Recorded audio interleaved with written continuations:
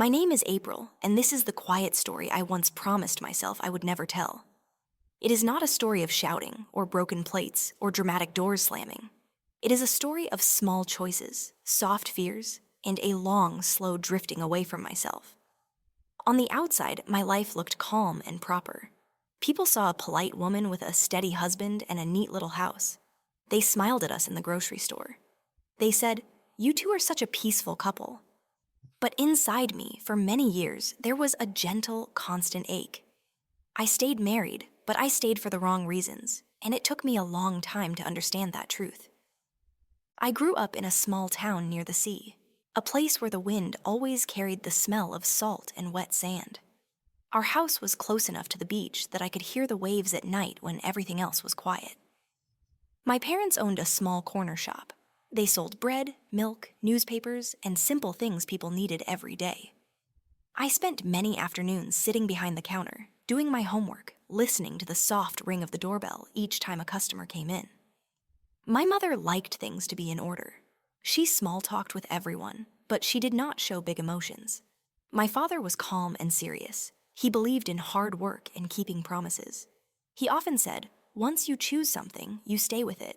A good life is a steady life." As a child, I did not think much about love. I thought about being good. I wanted to be a good daughter, a good student, a good person. I watched my parents move around each other like two careful planets. They did not argue loudly, but they did not laugh loudly either. They lived side by side in a rhythm that never changed. I never saw them kiss. I never heard them whisper to each other. They worked, they ate, they slept, and the next day they did the same. I thought marriage was simply that: work, respect, habit. I thought it was enough. When I was 12, I asked my mother one evening, "How did you know you wanted to marry Dad?" She was washing dishes. The light above the sink made her face look tired. She did not smile. She only shrugged a little and said, "He was a good man. He had a job. He was kind. Love grows with time." Then she told me to go finish my homework. I remember walking away with a strange feeling in my chest, as if I had asked the wrong question. But I did not ask again. I told myself that love was not something you needed to feel strongly at the beginning. Love was something you built like a small house, brick by brick, with patience and duty. When I was 17, I fell in love for the first time. His name was Daniel. He was the complete opposite of everything I had been taught to value. He was funny and loud. He played guitar in a small band and dreamed of traveling the world. He did not have a stable job. He did not care about routines. When we were together, I felt like the world became brighter and more colorful. We would sit on the beach at night and talk about everything and nothing. He would say, "April, life is short. You should feel alive every day." When he smiled at me, my heart felt like a bird that had suddenly found the sky. My parents did not like him. My father said, "He is not serious. He will leave you when life becomes hard." My mother said, "You cannot build a life on dreams. You need stability." I tried to defend him, but their words settled inside me like stones. Part of me trusted my parents. Part of me loved Daniel with all the soft, new, wild parts of my heart. For 2 years we were together, and those 2 years were full of fireworks and storms. We had beautiful days when I felt light and free. We also had painful days when we argued about the future. He wanted to move to another country and play music. I did not know what I wanted. I only knew that I was afraid. Afraid of poverty, afraid of failure, afraid of disappointing my parents. In the end, my fear won. One rainy evening, after a long and tired argument, I told him, "I can't do this. I need something stable. I'm sorry." He looked at me with hurt in his eyes, a hurt I can still see when I close my own. "One day," he said quietly, "you will have a life that is very safe, and you might wonder if safety was worth the price." Then he walked away. That was the last time I saw him. For a long time after that, I tried not to think about his words, but they lived in me like a tiny seed. In my early 20s, I focused on being sensible. I finished my studies. I got a job at a small insurance office. I woke up early, went to work, came home, watched TV, and went to sleep. My days were all the same. On the outside, everything looked correct. On the inside, sometimes I felt like I was standing completely still while the rest of the world moved around me. When people asked how I was, I said, "Fine." I always said fine. I did not know how to say, "I feel like I am slowly disappearing." When I was 24, I met the man who would become my husband. His name was Evan. He was a colleague of one of my friends. I first met him at a birthday party. The room was crowded and loud. I was standing alone by the window, watching the rain outside, when I heard a calm voice beside me. "You look like you'd rather be at home with a book," he said. I turned and saw him. Tall, neat, with quiet brown eyes, holding a glass of water instead of beer. I smiled a little and said, "Yes, I would." He laughed softly. It was a small, careful laugh. There was nothing wild about him. And maybe that was why I listened. We started seeing each other. Our dates were simple. We went to cafes, walked in the park, watched old movies. He was kind. He never raised his voice. He always arrived on time. He listened when I talked. He remembered little things I said and brought them up later. "You mentioned you like jasmine tea," he would say. "I bought some for you." He never made big romantic gestures, but he was steady and polite. My friends said, "He is exactly the kind of man you can build a life with." My parents liked him immediately. My father shook his hand and said, "You seem responsible." My mother smiled more in front of him than I had seen in years. She whispered to me once, "You will be safe with him, April. You will never need to worry." The word safe wrapped itself around my heart like a blanket. After the painful ending with Daniel, safety felt like a warm room after a long storm. I wanted so much to make the right choice, the choice that would make everyone proud and calm. I wanted my life to look good from the outside. I wanted to show my parents that I had learned their lessons. I told myself that love would grow slowly, like my mother had said. Perhaps I did not need fireworks. Perhaps a small, steady light was enough. 2 years later, on a quiet evening in winter, Evan proposed. We were walking along the sea wall. The night was cold, and our breaths made small clouds in the air. He stopped, opened a little box, and showed me a simple gold ring. "You make my life peaceful," he said. "Will you marry me, April?" My heart did not jump. It did not race. It simply stood very still. For a long second, I heard the waves and the wind, and somewhere far inside, a soft voice asked, "Is this what you truly want?" But the wind was too strong, and the fear of losing something safe was too heavy. I smiled. I said yes. Our wedding was small and traditional. My mother cried softly. My father shook Evan's hand again and said, "Take care of her." Everyone said the same things. "You look perfect together. You are so lucky. You will have a stable life." I wore a white dress and a calm face. When I looked at myself in the mirror that day, I saw a woman who looked like a bride in a picture. But I could not feel my own heart clearly. It was like a sound coming from far away. The first year of our marriage was smooth. We moved into a small house near the sea, not far from my parents. The house had 2 bedrooms, a little kitchen, and a small garden where nothing grew very well. Every morning, Evan left for his job at the bank. I left for the insurance office. We came home around the same time. We cooked dinner. We watched TV. On weekends, we visited my parents or went to the supermarket. Our life had a simple rhythm. People said, "You two are very lucky. No drama, no problems." I nodded and smiled because I did not know how to explain that no drama also meant no real joy. The ache inside me started as a very small thing. It would appear in quiet moments, like when I stood at the sink washing dishes and looked out the window at the gray sky.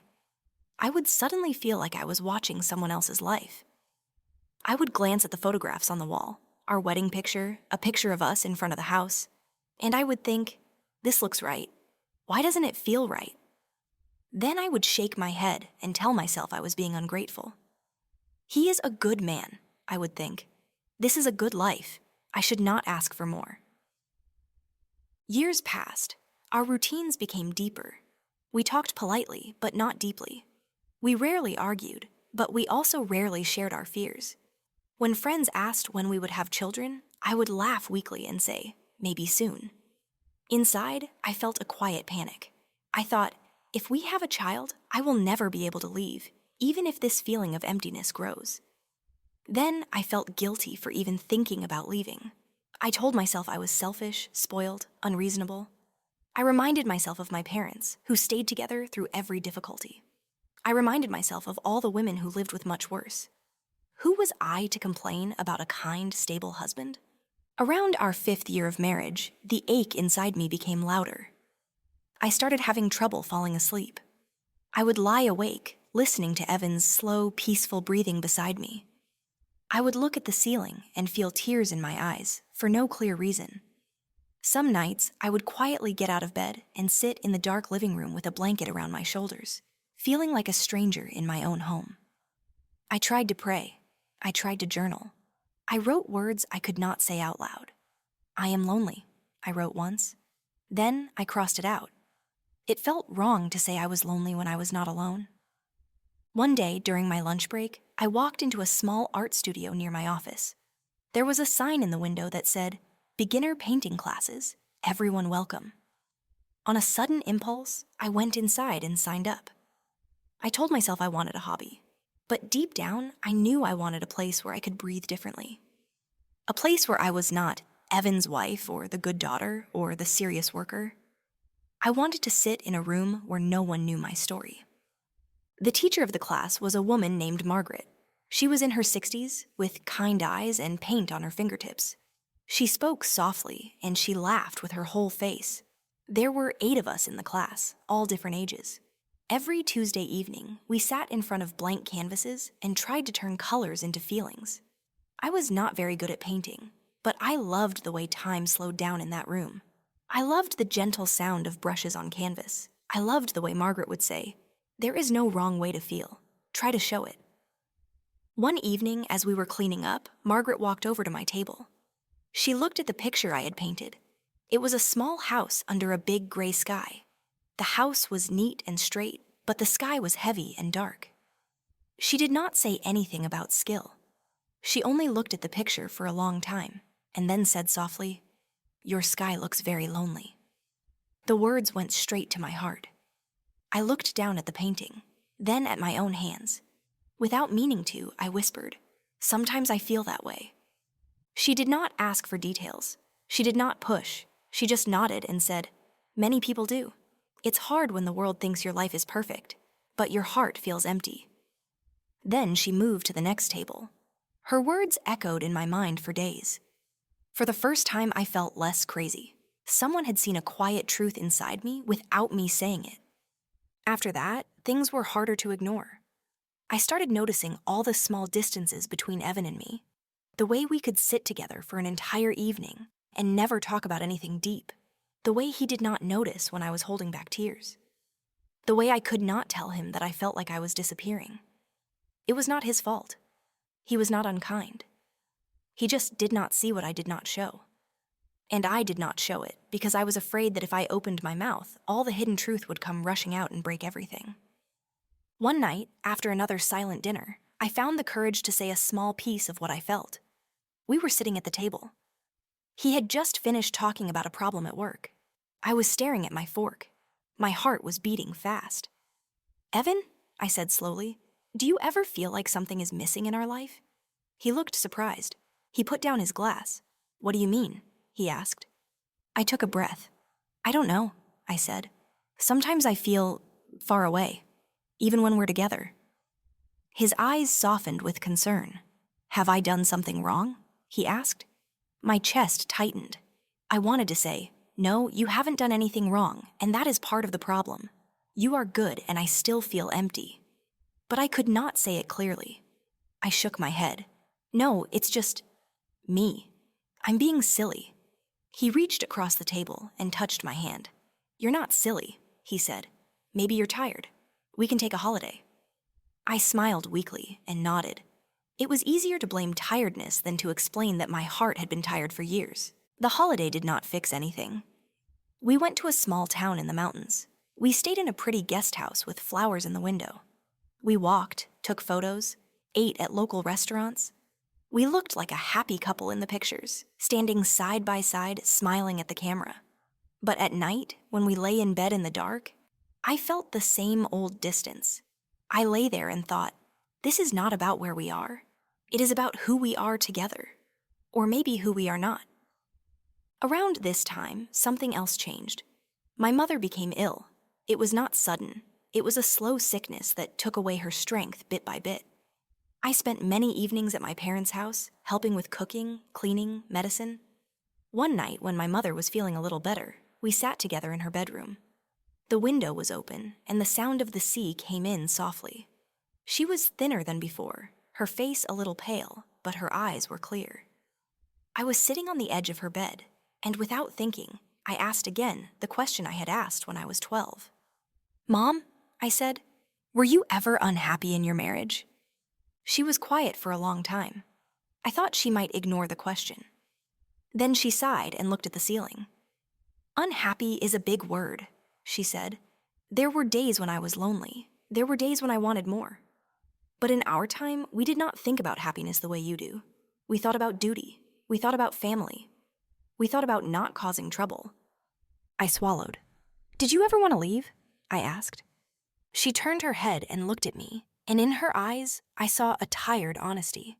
"Once," she said softly, "when you were very small, I felt trapped, but I stayed. I stayed because I was afraid. I stayed because it was easier to suffer silently than to break everything open." She paused. "Why are you asking me this, April?" In that moment, I wanted to tell her everything. I wanted to say, I am living the same quiet life you lived, and I am afraid I will spend the rest of my years feeling half alive. But I was still a little girl in her eyes, and the words would not come. Instead, I shook my head and said, "Just curious, Mom." She studied my face for a moment, as if she saw more than I said. Then she reached out and squeezed my hand. "Do not stay somewhere only because you are afraid to leave," she whispered. "Fear is a poor reason to shape a life." Her hand was weak, but her words were strong. They settled deep inside me, next to Daniel's words from long ago, like two pieces of the same puzzle. After that, I could no longer pretend that everything was fine. The truth had too many voices now. Daniel's warning, Margaret's gentle observation, my mother's quiet confession, and my own silent tears at night. I started to notice how much of my life was built on fear. Fear of being alone. Fear of disappointing my parents. Fear of hurting a good man. Fear of looking like a failure. I realized that I had not married because my heart was overflowing with love. I had married because I wanted to feel safe, and because everyone told me that safety was the most important thing. One evening, after a long day at work and an even longer silence at home, Evan sat down beside me on the couch. The TV was on, but neither of us was really watching. He turned it off and looked at me. His eyes were tired but calm. "April," he said quietly, "I need to ask you something, and I need you to tell me the truth." My hands began to shake. "What is it?" I asked. He took a breath. "Do you love me?" he said, "or do you just feel responsible for me?" The room felt very small. My heart pounded in my chest. I opened my mouth, but no words came. I looked at his face, a face I had known for many years, a face that had never been cruel to me. I saw the worry, the sadness, the fear in his eyes. For the first time, I felt truly how my silence had hurt not only me, but also him. He had felt the distance, too. He had seen the way my smile did not reach my eyes. Tears filled my own eyes. I looked down at my hands and said, in a voice that shook, "I care about you so much. I respect you. I don't want to hurt you. But I don't know if what I feel is the kind of love you deserve." Once the words came, more followed. "I think I married you because you were safe, and because everyone said it was right. I thought love would grow. I wanted it to grow. But there has always been a space inside me, and I don't know how to fill it." He was silent for a long time. I could feel his pain, like a heavy weight in the air. Finally, he spoke in a quiet, hoarse voice. "I knew something was wrong," he said. "I felt like I was standing outside a house with the door half open. You let me in, but only so far." He rubbed his forehead. "Why didn't you tell me earlier?" "I was afraid," I whispered. "I didn't want to hurt you. I didn't want to break our life." He nodded slowly. "So you hurt yourself instead," he said, "and me too, in another way." We talked for hours that night. There was no shouting. There were tears, yes, but they were soft tears, honest tears, not angry ones. We both admitted things we had kept hidden, even from ourselves. He admitted that he had also felt lonely. He said, "I kept telling myself you were just quiet. But sometimes I would look at you and feel like you were far away, somewhere I could not reach." I admitted that I had stayed because of fear, not because of a full heart. When the sky outside began to grow light with early morning, we sat in silence. We were two people who had finally opened a door that had been locked for years. We were tired, but something inside us was clearer. The truth was painful, but it was also clean. We did not decide everything that morning. Life is not a movie. There was no sudden, dramatic ending. We still lived together. We still went to work. But something had changed. We could no longer pretend that our marriage was what it looked like on the outside. We could no longer hide behind routines. Over the next months, we tried. We truly tried. We went to counseling. We read books. We took longer walks and talked more honestly. Sometimes I felt hope, like perhaps we could build something new out of our honesty. But as time went on, a different understanding grew in us. We could be kind to each other, but we could not give each other what we were missing. Our marriage had not begun from a place of deep, mutual love. It had begun from fear and the desire for safety. And that foundation, no matter how carefully we added kindness and respect on top of it, could not become something it was not. One warm evening in late summer, we sat again on the couch, the same place where we had once faced the hardest questions. The window was open, and the sound of the sea came in through the curtains. Evan looked out at the sky for a long time. Then he said quietly, "I think we both deserve a chance to be truly happy, even if that means we are not together." My eyes filled with tears. I nodded because I knew he was right. I had known it for a long time. "I'm so sorry," I whispered. "I never wanted to hurt you." He turned to me and gave a small, sad smile. "I know," he said. "You are not a cruel person, April. You just got lost. And maybe I did too." He took my hand one last time. "Let's not stay just because we are afraid to leave. That is not a good reason for either of us." We separated a few months later, slowly and gently. We sold the small house. He moved to an apartment closer to his work. I moved to a small place near the art studio in a quieter part of town. There were papers to sign and practical things to handle, but the emotional part was heavier. I cried many times in those days, not because I doubted the choice, but because endings are sad even when they are right. I grieved the life we had tried to build, the hopes we had once had, the image of myself as a good wife that I had held onto for so long. My parents were surprised at first. My father asked with confusion in his voice, "Did he do something wrong?" I shook my head. "No," I said. "He did not. That is the hardest part. He was good to me. I just stayed for the wrong reasons." My mother watched me with serious eyes. Later, when we were alone in the kitchen, she touched my arm and said, "It takes courage to leave a safe life. I did not have that courage. Maybe you do." Her words hurt and healed at the same time. Life after the separation was not easy. The first nights alone in my new apartment felt strange. I would wake up and reach out to the other side of the bed, only to find emptiness. I would walk into my small kitchen and hear how quiet the room was without another person moving around. Sometimes I missed the simple comfort of another human presence, even if that presence had never touched the deepest parts of my heart. Sometimes I wondered if I had made a terrible mistake. But in those moments of doubt, I would sit by the window, look at the sky, and listen to my own breathing. And slowly, I began to hear something else, my own voice. I returned to the painting class. I spent more time walking by the sea, feeling the wind on my face, letting my thoughts rise and fall like the waves. I started journaling again, but this time, I did not cross out the hard sentences. I wrote, "I stayed married because I was afraid to disappoint everyone." I wrote, "I thought being a good woman meant staying no matter what." I wrote, "I am learning to choose myself without hating myself for it." Writing these things down did not solve everything, but it made me feel more honest, and honesty was a new kind of safety. One evening after class, Margaret and I sat together on a bench outside the studio. The sky was turning pink and the air was cool. She looked at me and asked, "How are you really?" For the first time, I answered without pretending. "I am sad," I said. "I am relieved. I am scared. I am hopeful. I feel guilty. I feel free. I feel all of it at once." She smiled gently. "That sounds like the truth," she said.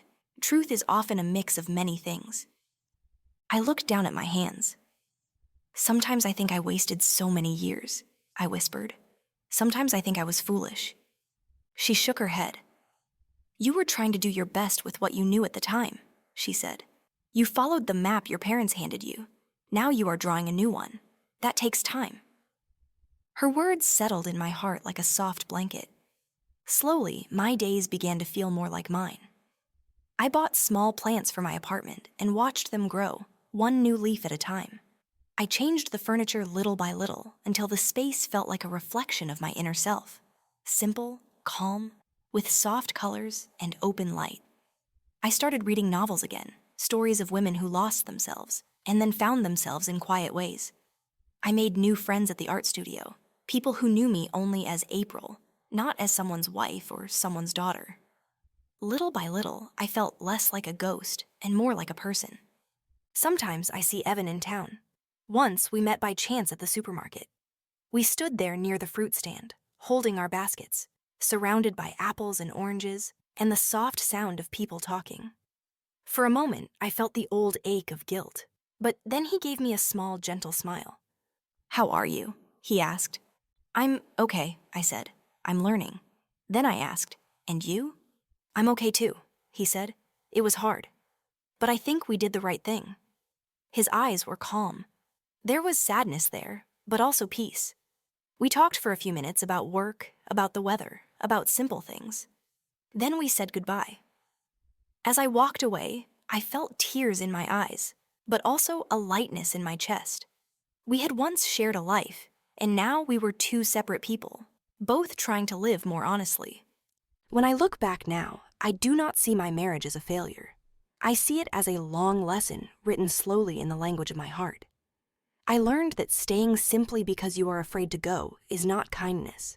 It is a slow forgetting of yourself. I learned that a good person is not always the right person. I learned that safety without truth feels like a quiet prison. I learned that leaving does not mean you never cared. Sometimes leaving is the most respectful thing you can do, for yourself and for the other person. I stayed married for the wrong reasons. Fear, guilt, duty, the desire to look perfect from the outside. But from that mistake, I found something right. I found a deeper understanding of love. Love, I now believe, is not just about staying. It is about choosing each other with open eyes and full hearts. It is about honesty, not hiding. It is about walking beside someone because you truly want to share your life, not because you are afraid to stand alone. Now, when I sit by my window in the evening and listen to the sound of the sea, I feel a calm that comes not from pretending, but from truth. I am still learning. I am still healing. I am still sometimes lonely. But I am no longer lost inside a life I did not choose with my whole heart. I have my own small space, my own quiet routines, my own voice. And slowly, gently, I am learning that I am allowed to build a life not on fear, but on honest, tender, imperfect love, beginning with the love I am finally learning to give myself.